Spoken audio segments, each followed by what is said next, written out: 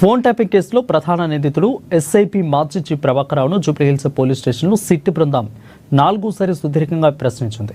అయితే దాదాపు 8 గంటల పాటు ఆయన సిట్ అధికారులు వివరించారు.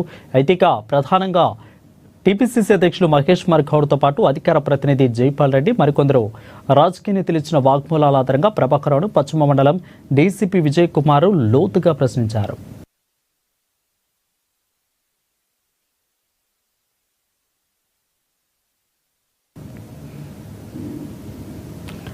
618 మంది ఫోన్లను ప్రభాకరరావు బృందం ట్యాప్ చేసినట్లు ఇప్పటికే సిట్ గుర్తించింది. బాధితులకు పిలిపించి వారి వాగ్మూలాలను పోలీసులు నమోదు చేస్తున్నారు.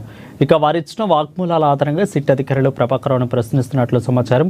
మరోవైపు నిన్న ప్రణీత్రావును కూడా సుదీర్ఘంగా ప్రశ్నించిన అధికారులు అతని వాగ్మూలం ఆధారంగా కూడా ప్రభాకరరావును విచారించినట్లు తెలుస్తుంది. ప్రణీత్రావుకు ప్రభాకరరావు ఇచ్చిన ఆదేశాలేంటి, ఎంతమంది ఫోన్లు ట్యాపింగ్ చేయాలని చెప్పారు, ఎవరి ఆదేశాలతో ట్యాపింగ్ వ్యవహారం మొత్తం కొనసాగిందనే కోణాల్లో విచారణ సాగింది.